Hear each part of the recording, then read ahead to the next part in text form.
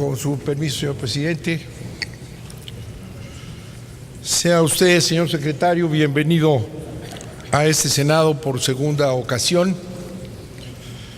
Le hemos escuchado con interés en ese breve mensaje que nos da, en el cual encontramos pues muchos vacíos que requerían mucho más información que esto. Sé que está muy preocupado el gobierno en relación con la información en materia de seguridad. Nos ha platicado usted las medidas, las coordinaciones, etcétera. Pero hay problemas que han venido a nuestras puertas. Por ejemplo, hay una gran preocupación en algunos grupos, desde luego, por la violación sistemática al federalismo. Esta es una Cámara Federal, representante de los estados. Y no podemos ver bien, bueno, quienes atendamos nuestra representación federal, que se establezcan, podríamos decir, por ahí se menciona mucho virreyes en los estados, ¿no? Que se nombren a delegados, comisionados, que suplen a todos los estados, a todas las autoridades de un estado.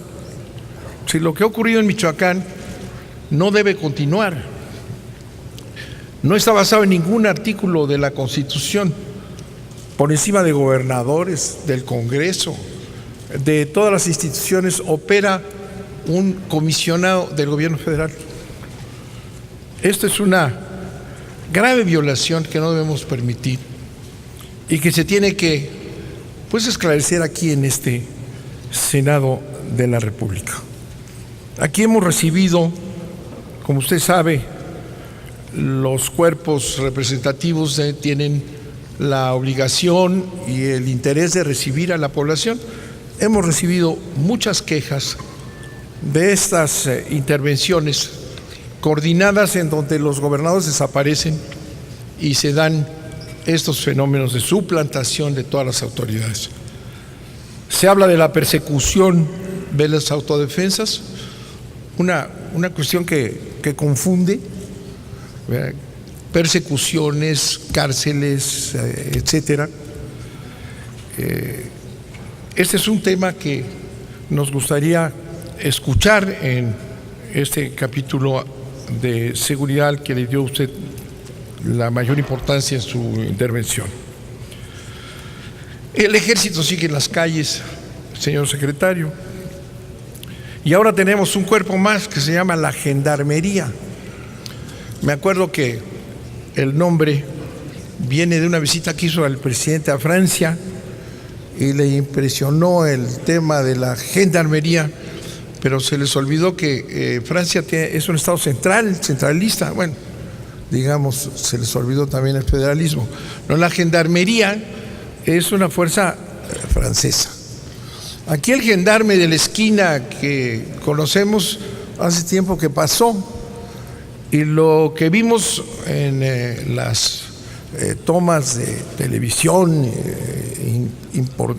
muy impresionantes de los primeros gendarmes en este país, pues no obedece a la idea de que van a actuar en X funciones que se plantearon al principio de orden en las actividades sociales, etcétera, sino los vimos fuertemente armados, como si fueran a la guerra.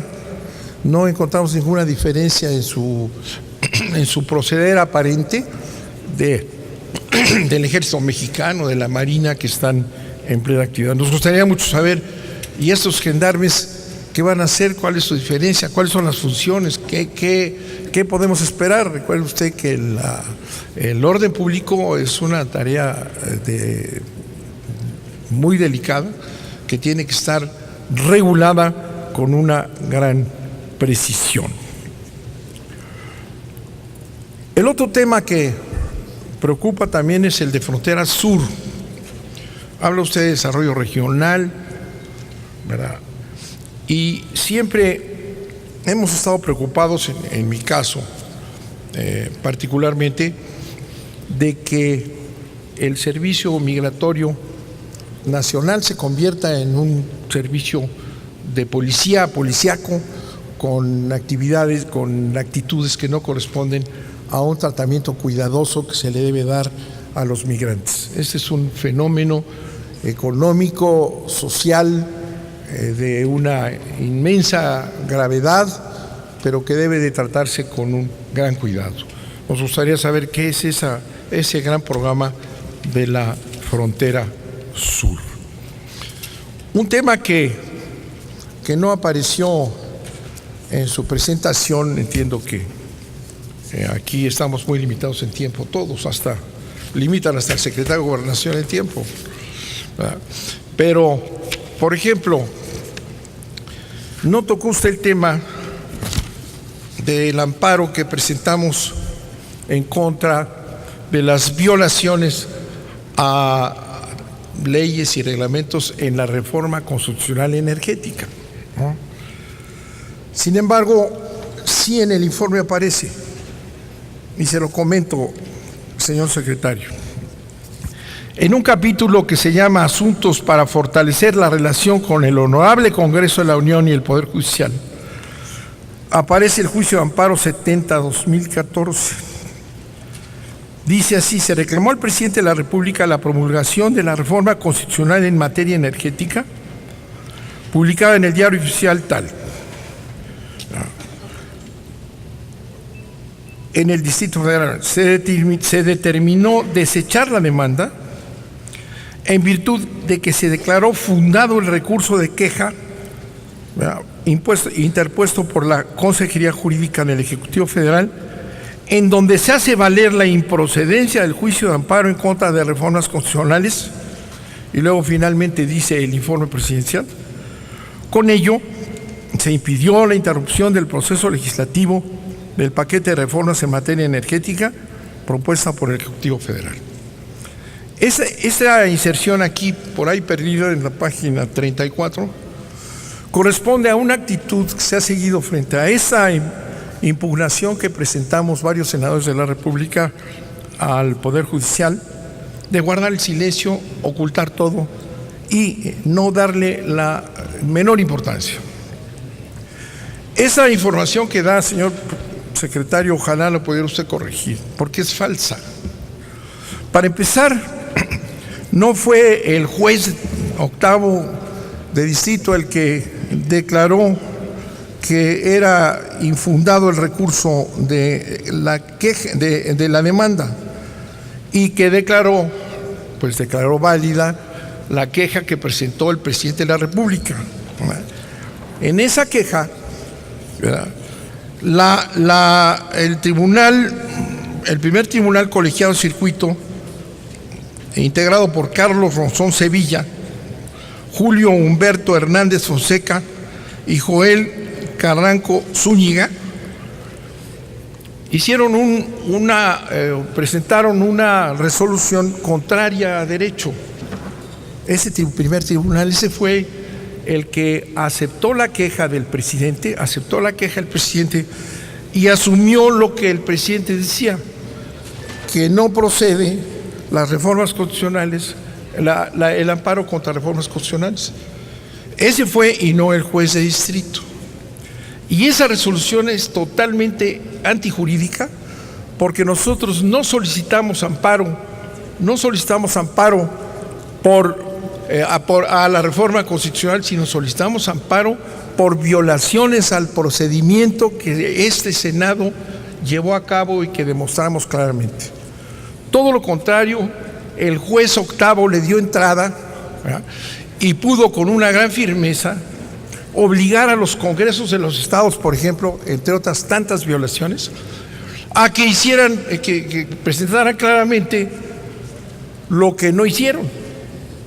En 5 minutos, en 15 minutos se aprobó en los estados. Nunca se aprobó la reforma energética en los estados. Lo logramos demostrar en ese procedimiento mientras lo dejaron transitar en un timing muy cercano a la pues a lo que hubiera sido conveniente o fue conveniente para el Ejecutivo. Como usted ve, aquí dice el presidente que con esto se logró lo que decían que no tiene importancia, se impidió la interrupción del proceso legislativo del paquete de reformas en materia energética. Y eso es mentira, porque sabiendo que estaba sub judice, no le hicieron el menor caso, y se siguieron adelante, ¿verdad? Y la resolución esta ilegal o contraria a las normas constitucionales del primer tribunal colegiado, pues es falsa, porque nosotros nunca pedimos el amparo contra la reforma constitucional en sí, sino contra las violaciones al procedimiento que quedaron plenamente demostradas en todo ese proceso. Ahora resulta que, a final de cuentas, después de haberle pedido a la Suprema Corte de Justicia, y lo quiero decir aquí en el sede de otro poder, que el Pleno asumiera la responsabilidad y atrajera ese asunto para resolverlo los 11 ministros ante la opinión pública nacional, cosa que no quisieron hacer. El Poder Judicial, el Pleno, tiene un mandato que establece que cuando el asunto tiene una trascendencia y una importancia particular, es necesario que lo asuma, para que ahí, a la luz de todos los mexicanos, los 11 ministros se comprometan para ver si procede o no procede en esta materia en la que sí ha procedido, y por eso es falso también este informe. Así ha procedido que contra las violaciones del procedimiento sí procede el amparo. No es cierto que no procede el amparo en ese tipo de solicitud de amparo, de violaciones al procedimiento. De manera que sí me parece que esa presentación del amparo que hace el informe del presidente en su página 134 está alterado y no es adecuado que así se diga, ¿no? Y por otro lado, le quiero decir que también la Suprema Corte ha actuado con ese sigilo para que nadie se entere. Así que no se enteren qué pasó, que no sepan que hubo un amparo importante, que aquí mismo dice que pudo haber interrumpido el proceso legislativo, que nunca interrumpieron. Pero lo sacan en un pedacito chiquitito ahí en la página 34, y la Suprema Corte de Justicia ni siquiera ha comunicado cuál fue la base de esa resolución. Estamos esperando, salió una nota pequeña en donde no se refieren a que es un amparo que están echando abajo contra la reforma energética, la reforma constitucional energética, sino dicen contra un procedimiento interno. Es decir, de una manera que corresponde, que parece coincidir, la Suprema Corte de Justicia no hace ninguna publicidad, no abre el asunto, no dice esto que aparece aquí escondido, también la Suprema Corte lo esconde. Entonces ni siquiera nos ha comunicado cuáles fueron las razones para decidir que ese acuerdo relacionado con la resolución de la queja, no mencionan del amparo, ni siquiera dicen que echan abajo un amparo, ¿verdad? Está ahí escondido. De manera que es un tema muy delicado, señor secretario, y yo le pediría que corrijan esta información porque está mal, ¿verdad? Y que realmente se reconozca lo que hubo, que se diga que la demanda de amparo no era contra la reforma constitucional, porque no lo fue, ¿verdad? Sino que, claro, lo hace coincidir con lo que presentó el presidente de la República por medio de la Consejería Jurídica, sino que fue un amparo en contra de violaciones al procedimiento. Un tema final, señor secretario, es el de lo que hemos señalado aquí, y a usted en su calidad de secretario de Gobernación y responsable de la política de comunicación del gobierno, que seguimos totalmente bloqueados quienes estamos en la oposición, que no ha habido ninguna posibilidad, ni debate, ni democracia alguna en lo que ha habido esas reformas profundas, regresivas, según nuestro punto de vista, graves contra los intereses nacionales, no se ha permitido participación. Hay un bloqueo absoluto a quienes estamos en contra para que no aparezca ninguna crítica. Esto que le estoy diciendo aquí lo va usted a checar mañana, no va a salir absolutamente nada, ni en Televisa, ni en TV Azteca, ni en los periódicos, porque esa es la manera de someter a la opinión pública al silencio. Estamos viviendo un sistema de dictadura mediática. Hay recientemente análisis de una ONG muy importante que se llama Fundar, que ha analizado los gastos del gobierno federal en relación con su desarrollo. Por ejemplo, el gasto en la publicidad del informe no tiene parangón, es un gasto inmenso y está prohibido por el artículo 134 de la Constitución. Se ha gastado cantidades enormes de dinero para promover la figura del presidente y está prohibido por la Constitución. Y toda esta cantidad de miles de millones, ¿verdad?, que se gastan en los medios de comunicación tienen un sentido antidemocrático. Cancelar la posibilidad de quienes no pagan esas cantidades accedan a los medios de comunicación. Y en consecuencia, no es posible, ni puede usted decir que vivimos en un régimen de democracia, cuando lo que tenemos es un silenciamiento de todo lo que es crítico al gobierno actual. Un silenciamiento vergonzoso, un sistema antidemocrático, una dictadura mediática que si continúa este tono, pues no sé a dónde vamos a llegar. Sería interesante oír sus comentarios sobre este gasto inmenso que ha incluso irritado a la población en torno de la figura presidencial y nada más. Y el resto de las posiciones en un país plural no se escuchan, están silenciadas, y cuando no hay oposición ni voces críticas, no hay democracia, sino hay un sistema dictatorial. Muchas gracias. Gracias, senador Bartlett. Tiene ahora el uso de la tribuna el senador Carlos Alberto Puente Salas.